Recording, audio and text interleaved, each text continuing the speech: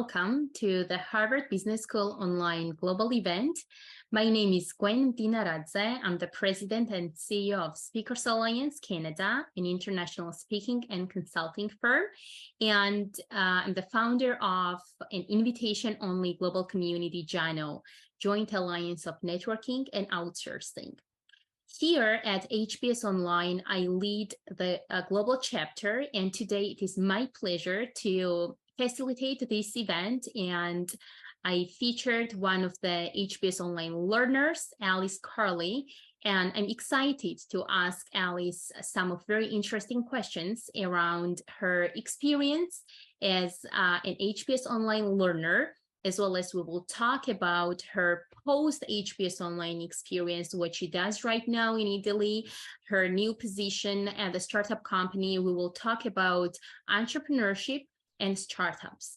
On another note, I want to announce that HBS Online just launched a chapter titled Entrepreneurship and Innovation. So those who are startup founders or who are thinking to launch the company or who are just interested in learning more about entrepreneurship and innovation, you're very welcome to join the chapter. HBS Online has some great ideas and plans to have more educational events and get those people interested in entrepreneurship and innovation together.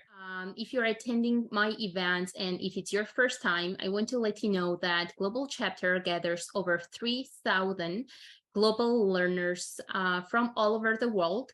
Those people who have taken at least one course from HBS Online or who are thinking to take a course are joining our chapter. They are bringing their friends, colleagues, and now we're over 3,000, and I'm very excited.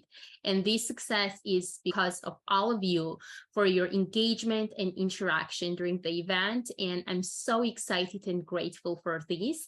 If you don't know, I write monthly blogs for Harvard Business School Online, and after each event, sometimes I summarize the event, or sometimes I just write about one of the HBS Online courses.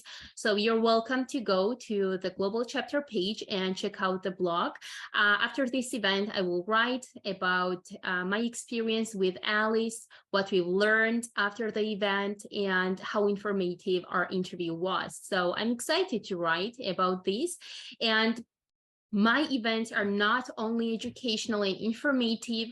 I also want to ask you to take each event as a possibility of networking. You are very welcome to type in the chat, where are you from? Which course have you taken from HBS Online? If you want to share about your current position and the company, you're very welcome to do so. If you're looking for another job, you're welcome to share this as well in the chat. And you can also share your social media links so we can get in touch and stay connected. So let's move on to our guest, Alice Carli. Alice, I know she's located in Italy, and I'm very excited because I know our guests and speakers and attendees are from all over the world. Right now, I'm in Toronto, Canada, and this is all I love in the Global Chapter, because we can get together no matter where we are located right now. First of all, let me thank you, Gwen, for having me here today. It's truly an honor. Oh, thank you. It's just a pleasure to have you here at the event, and we're keen to learn more about your experience. So good morning, even everybody, or good evening, I don't know. I'm Alice. I'm, as she said, as Gwen said, I'm Italian-based, I'm Milan-based, even if 42 years ago, I was born in a small city in the northwest coast of Italy, which is Sanremo, next to France. And then I decided to move to Milan for sure because of economic and of course for business and fashion. Because I was seeking an international experience that only Milan could have given to me. So I don't want to bore anybody with my life, which has been very normal as manager. So it will be like an elevator pitch, 1 minute will be enough. And so starting my career in marketing for luxury and fashion international brands, of course, first from Milan, coordinating all the regions, and then traveling all over the world until the pandemic, of course. Before, like marketing and communication manager, afterwards, like general director. I love to raise the bar in everything I do. I have a strong vocation for innovation and all the expression of creativity. My life is a sort of dynamic flow towards improving myself every day. And I'm very curious and passionate manager. So that's basically me. Alice, which course have you taken at HBS Online? And how would you describe your experience and the course material? Sure. During the pandemic, there is a premise, if I may, because that I humble think I should do. During pandemic, I feel the deep.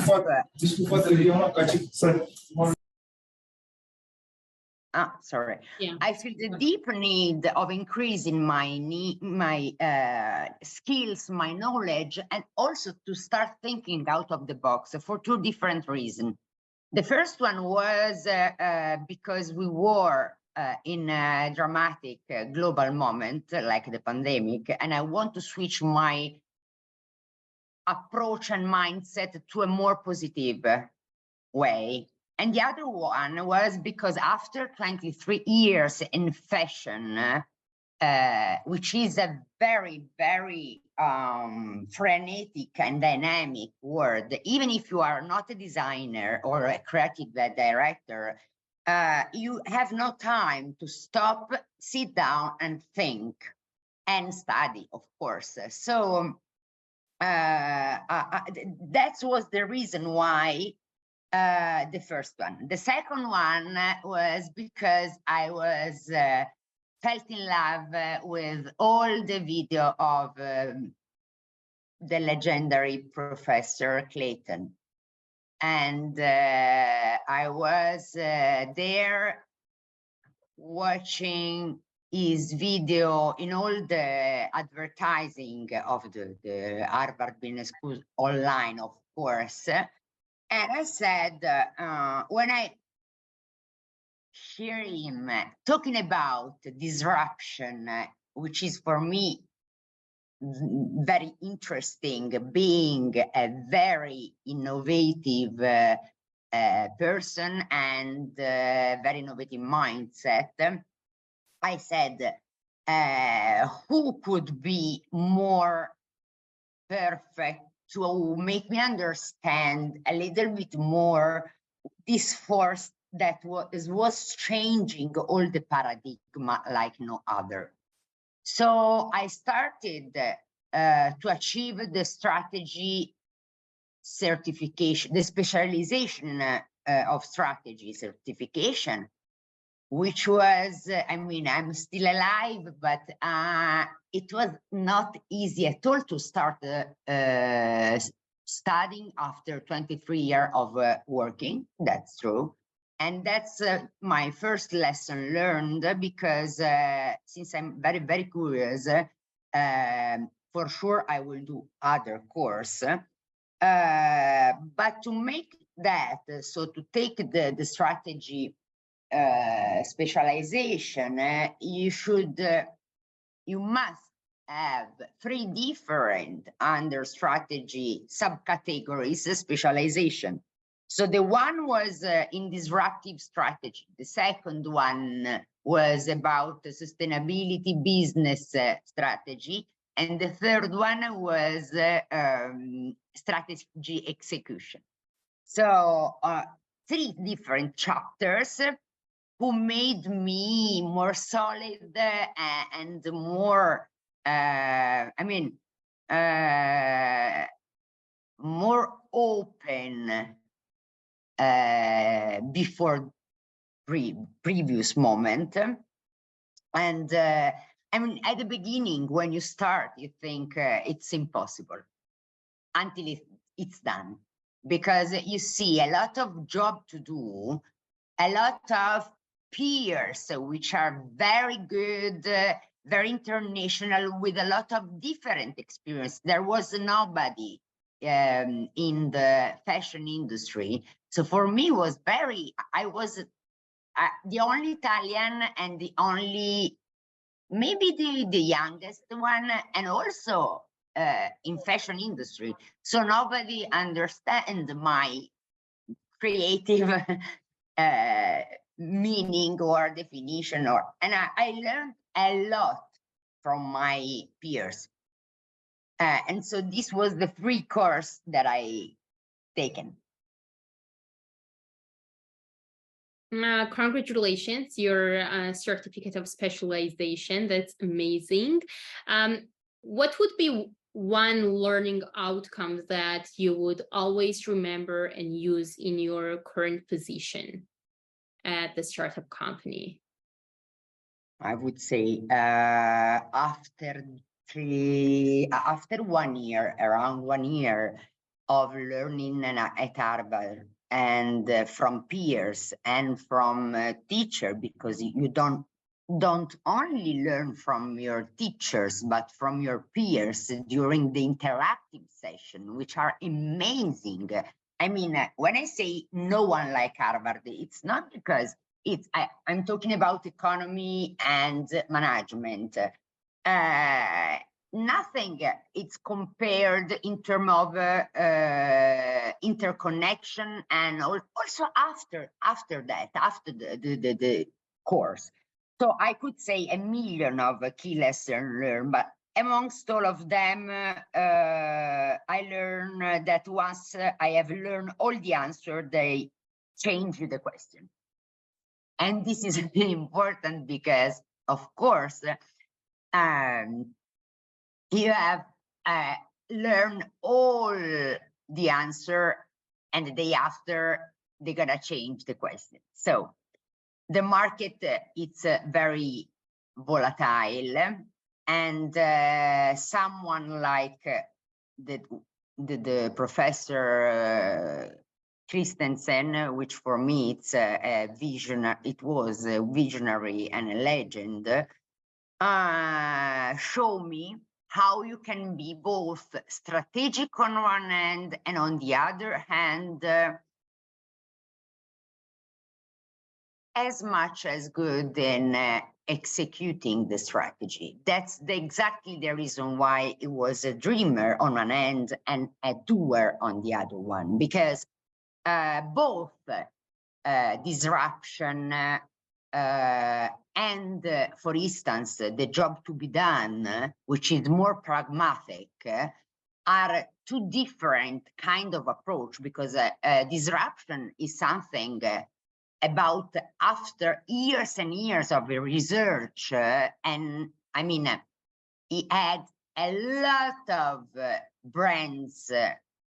He have shown us a lot of brands which has disruptive in terms of competitive advantage, and on top of that, this is and on the other side, there is the job to be done, which is less strategic, but perfect for execution. And this, the combination, the balance of the two different way are very coherent and consistent to make it happen. Right. So today we talk about your post-HBS online experience, about entrepreneurship and startups. And as I know, you work as the general director at GuideTech in Italy. And I want to ask you about this startup. What do you do there? What are your responsibilities? And tell us about this company. So GuyTech, it's I mean a startup until next year, because it's a 4 years old company, 3 years old. I mean, GuyTech it's made by 4 genius, Italian based, one orthopedic, one expert in rehabilitation, postural rehabilitation, one lawyer, and one manager, which is the CEO, so Andrea Goldoni. And they, after 30 years of research in orthopedic and postural, they came out with GuyTech, which is Gait. It's the name of the movement when you walk, and it's the first biomechanic disruption in fashion for human health. They called both me as general director on one hand, and the other one, Diego Dolcini, who is the creative director, because they need someone who have a better understanding of the fashion industry, because fashion industry is very peculiar, very specific. And so Diego Dolcini was very well known for designing shoes, and me, I was the opposite, because I was part of the management. So in doing that, GuyTech, it's an award winner currently, because it's a device, it's a biomech device that you put, you can integrate during the process of production of shoes, of normal shoes, from luxury to mass, under the metatarsal area, in the insole, like in a normal insole. And then when you wear the shoes, because you don't see the shoes, and that's one of the reasons why it's a disruption, you don't see, you just feel more comfortable, less pain, and less, problem also in the posture. And then you feel also more stable, and but you don't see it. So it's not an aftermarket product like other insole or external planter, like such as EpiFit or Dr. Schul. So it's not an aftermarket, it's an integration. So it's also a very interesting disruption, because it's the first time in life that after centennial technology is speaking together with heritage, because the people, artisan people, together with innovation is very peculiar to be thought. But we change the mindset, and we launch this product after having patented internationally, because it was the first step to be done.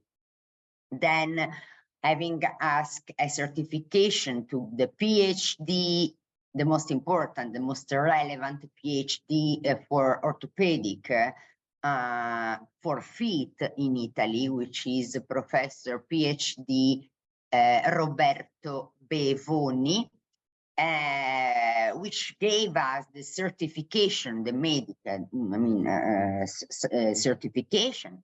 We gain a huge, interesting economic fund to launch the startup. from the Ministry of Economics from Invitalia, which helped us to kick off the company in the first steps, together with the industrialization, for instance, until the launch in Las Vegas. So, I mean, it's a solution. The reason why I say we are talking about a disruption, it's because we attack the base of our other competitive advantage, and we change completely the landscape.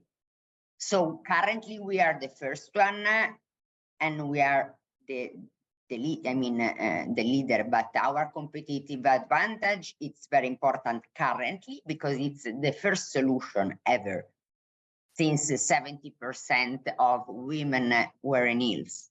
But we need to move up with the B2B and all the brands working, producing shoes with high heels, high heels or heels, to develop the concept worldwide, because we want a sort of global movement after the interest that we see in human worldwide.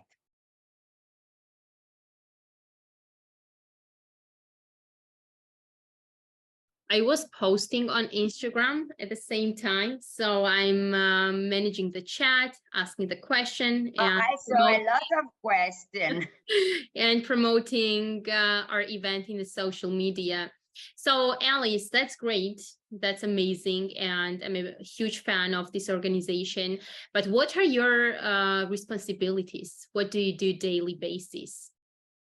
There is not a daily basis, because in a startup, when they call me, immediately I will be forever grateful to all the founders, for sure.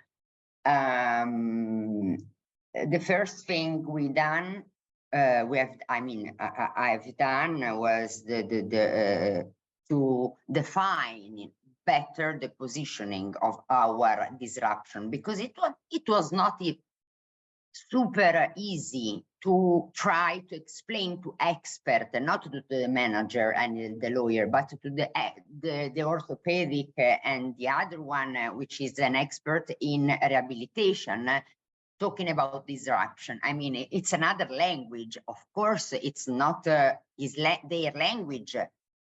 So I tried to explain them the power of what they had in their hand after 30 years of research, because they were doing that in their offices, but like a one-to-one service for people, which were a huge potential, but of course another story.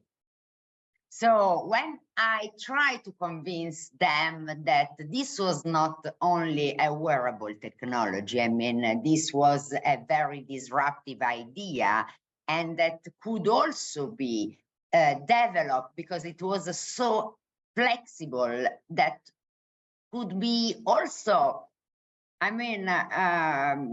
developed for every brand, such as from Gucci to Louis Vuitton, from Zara to Uniqlo. We don't care.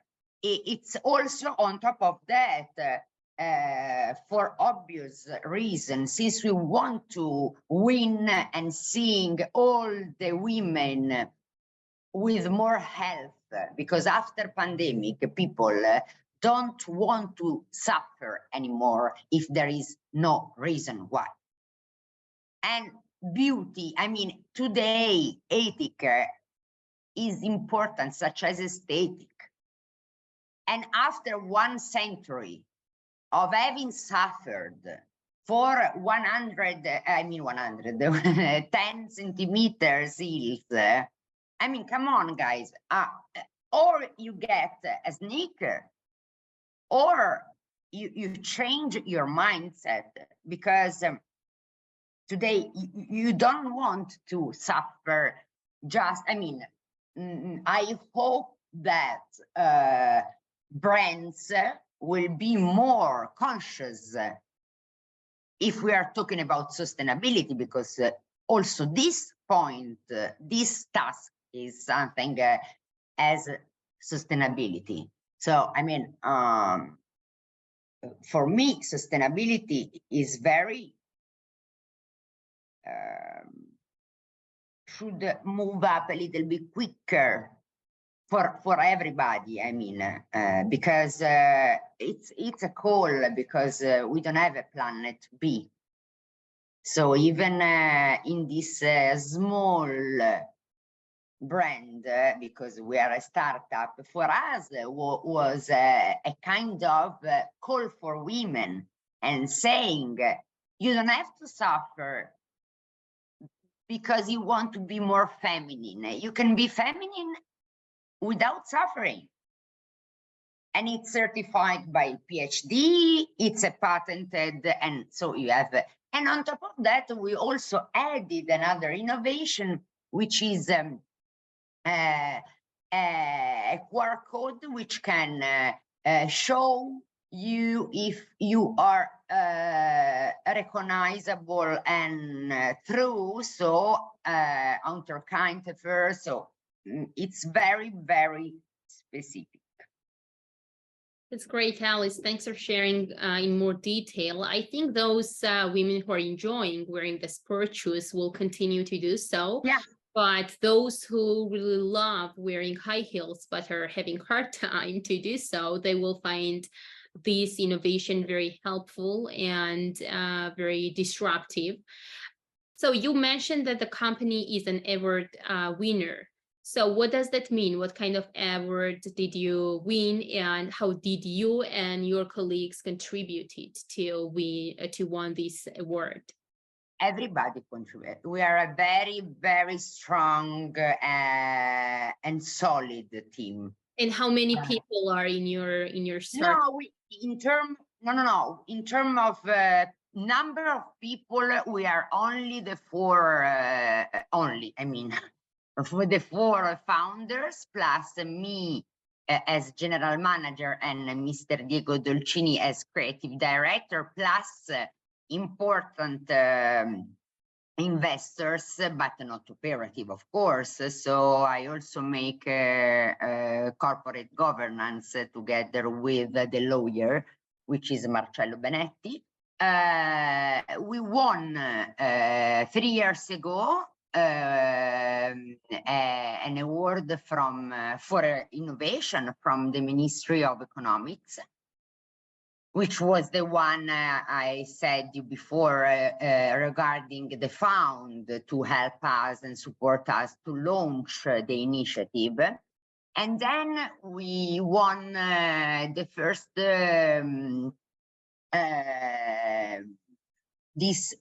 another prize, an award at CES, which is the Customer Electronics Show, because this was another important step of the company in January.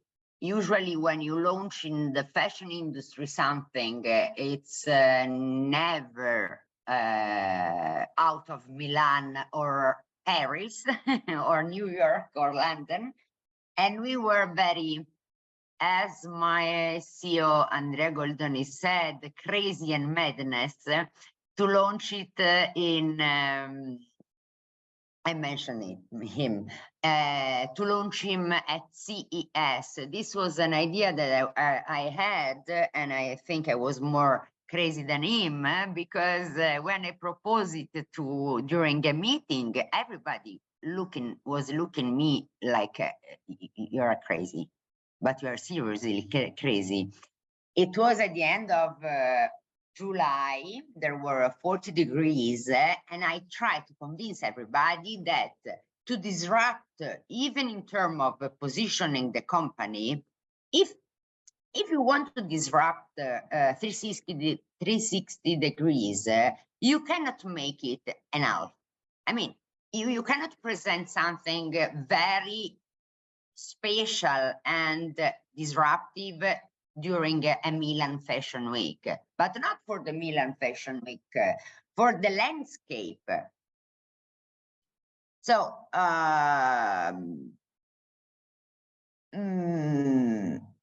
yes, it was crazy to go to Las Vegas, but it was not so crazy. First, because with the United Nations, they already opened the digital health section, and then we gain our award, becoming amongst the first innovative company, also said by BBC and CNN. And then, because everybody, yes, crazy good. Grazie, thank you, Cynthia. And I mean, it's a creative thinking also. And that's another key learning from Harvard. Thinking out of the box, unusually, and being consistent, more consistent with your idea. I mean, we are talking about disrupting 100 history in fashion, together with a biomechanic device, which avoid people wearing high heels feeling pain. Come on, guys. Where are you gonna go? During Milan Fashion Week, together with a million brands of shoes with an insole and a device. Don't joke. Come on. And so this was the other award. And the third one and last one for the moment, it will be done to our CEO in Rome for from the members of the parliament in Rome on May the 5th. That's great, and congratulations again, Alice, for this success. So do you work for any other company, or you are only with the GuideTech?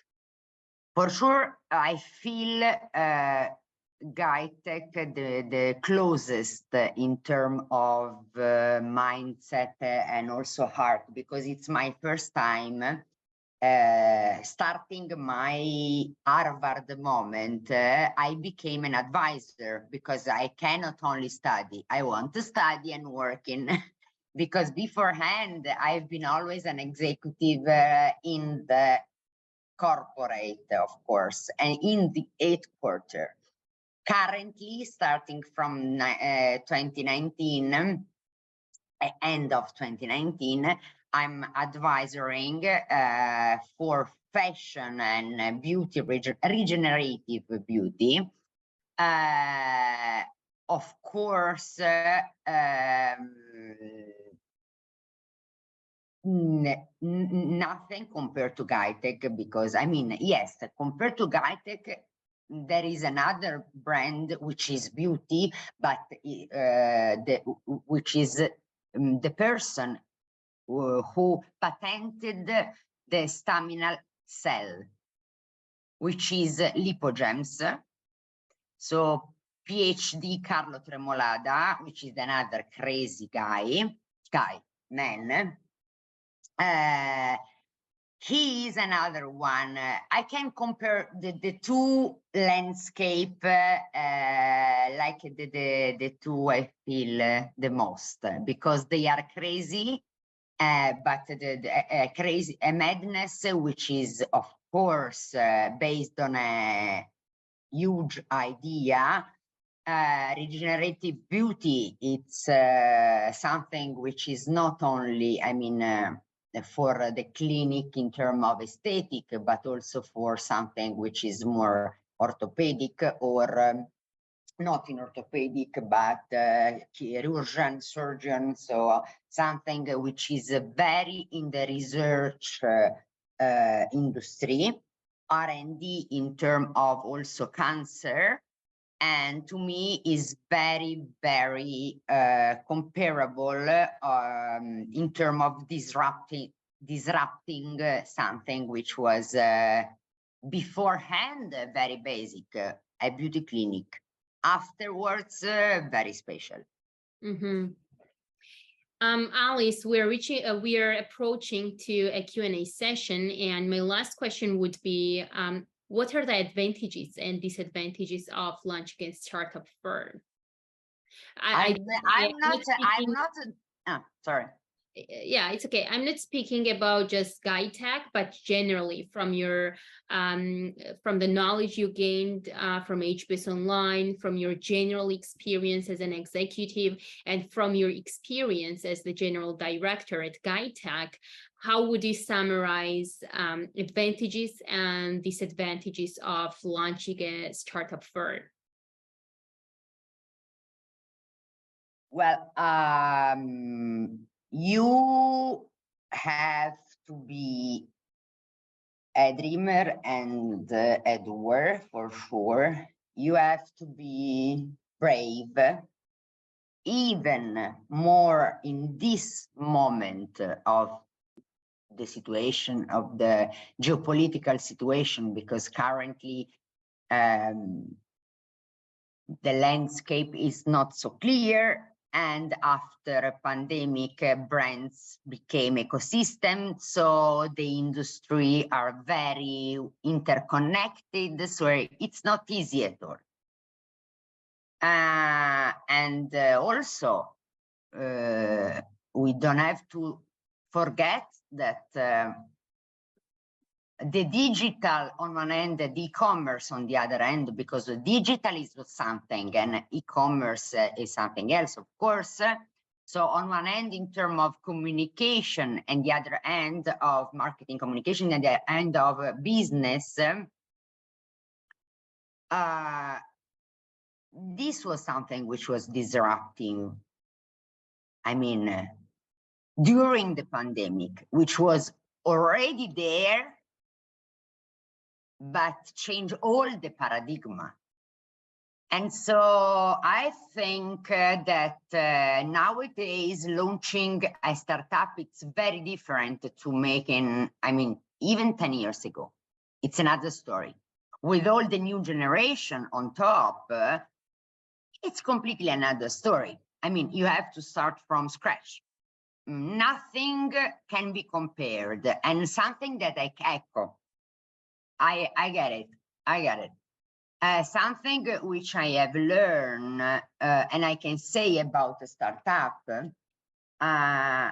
which is very crucial and depends on management mindset, it's to avoid using the same tools that you used for the latest challenge that you had,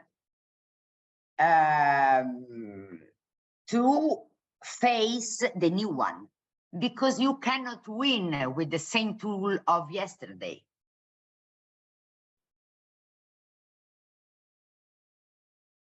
Great. Thanks so much, Alice, for sharing all your experience. And no, that's my pleasure. I'm honored, and I'm scared about all the questions that I'm gonna get, because I see the chat, which is very hard. Chat is very active, actually, and we've got so many people joining us today, and I'm very excited for that. So I'll open the Q&A session for our attendees. You're welcome to unmute yourself or raise your hand or type your question in the chat, and I will read it for you. And the first one is Elvis. Hi, Elvis. Hi, nice to meet you all here. Nice to meet you too. Hi, Elvis. Yeah, I'm the new chapter leader for Shanghai from China. Yeah. I love Shanghai. Thank you. So yeah, I think you love Shanghai because actually I'm here to learn. to learn from you about how to organize an event, because I'm soon to organize one in May. And also, if you have time, you can drop here to give me some suggestions. Amazing. Is this your first time at the global chapter? Yeah, I never attended any events. Great. Very sorry, it's the Let me truth. help. If you have any question, let me know after the event. Which course have you taken at HBS Online?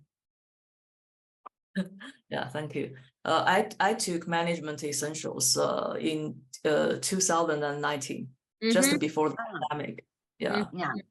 And yeah, and Alice, I want to say that actually I can fully understand your feeling, and I think it's a very brave move that your startup is just during the COVID. It's like, and you survived. So I think that it's really great, amazing. And I find actually what you are doing is very meaningful, because I'm a people who is always talk about D&I topics, and yeah, and a lot of things concerning with equity and so on. I think your project is very good. Just one question, I'm very curious about, do you have already many big brands that are in collaboration with you? And how can you, or how can us from the HBS community to promote your brand, even to the local, even to your technology, even to the local brands? Because I think it's like a must have in the future, because high heel is too bad. Yeah, it's like a must, frankly speaking. It's like a sustainability. It's like environment protection. That's it. I think and I just Googled about this kind of technology to find if you have so many competitors on the market. But just scrolled several pages, I didn't find it. I just see people say that it's harmful. Elvis and our attendees, just a quick reminder of the HBS Online policy. We are not allowed to promote or try to sell or in any way promote our attendees or guests, books, services, companies, and so on. And Elvis, if you need to get more information about what you're allowed to do as an organizer, I would encourage you to reach out to the HBS Online support team. There is some really interesting and essential topics that all organizers have to know in terms of how to lead the event and which rules to follow to keep the HBS online policy. Yeah, thank you, Gwen. I can say, Gwen, another thing which is interesting for as a startup, because when you ask me which are advantages or disadvantages to launch a startup, in these days, I mean, nowadays, if you launch a company after 30 years of research, it's already, I mean, already you made a step. If you launch it with an international patent, it's already easier. So I don't want to say that, because I mean, I'm not a founder, I'm a manager.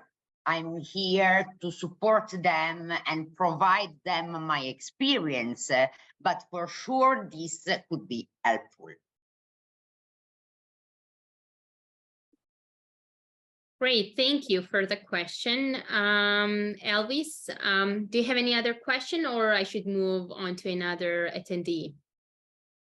Because I'm just curious, not frankly speaking, I want to make it very clear. I'm not trying to sell something, but just to ask, how can we promote this kind of, because for me, I don't take it as a business. I take it because it's good for health. It's like a... Yeah, no, but I can reply you without promoting anything.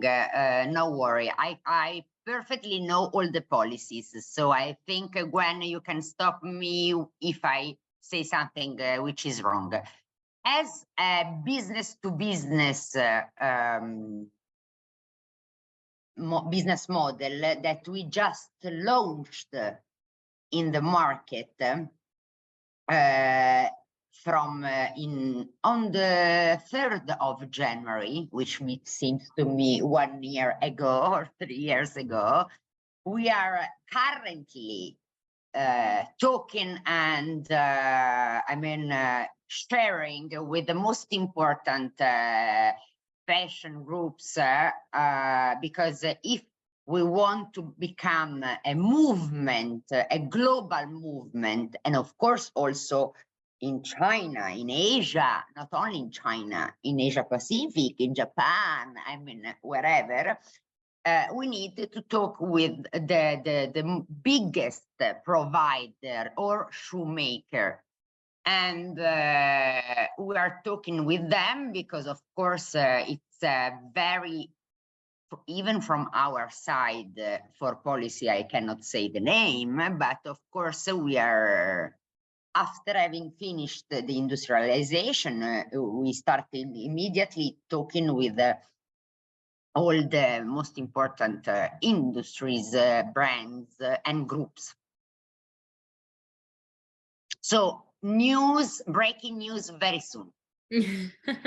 Look forward. Thank you very much. Alice. It's very nice to meet you.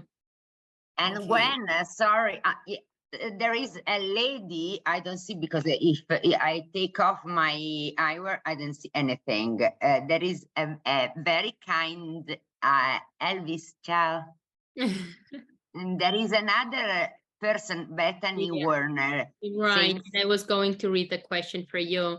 So Bethany says, hi Alice, thank you so much for the great session and information. Do you think that being a woman makes it harder for you in a room full of men? And if so, how do you overcome this? Maybe things are different in the fashion industry, Bethany says.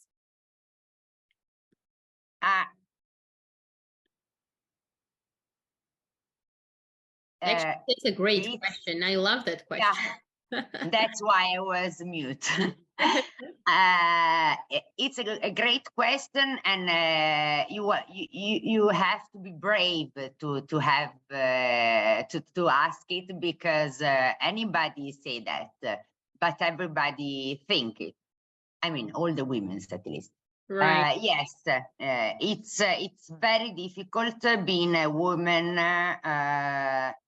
And it's very difficult when you are young, because you are young, when you start being a little bit older, because yes, you are a little bit older and experienced, but not so much. And then if by accident you are also empathic, it's a mess. Instead of being an added value, it's a pain. But you're doing it great. I think it's unsustainable in 2023 currently, to be honest. And I'm sure that for some kind of work, being a man, it's better, because I'm not a feminist at all. I'm for everybody. But I mean, let's also express women like men. What are you saying in 2023? Come on, we are talking about innovation. Die, guys. So Alice, we're approaching to the end of the interview. What would be the final advice or the recommendation for those who are starting their startup firms? Because in the chat, some attendees said they are working for their ideas. Others might be working for developing their startup firms, or others who already have their companies and want to somehow improve their company performance. What would be your advice? Yeah, what would be your advice for them? And then we can wrap up the interview with the answer. Never stop learning. Anyway, because if you ask me today, life can change from 1 second to another one.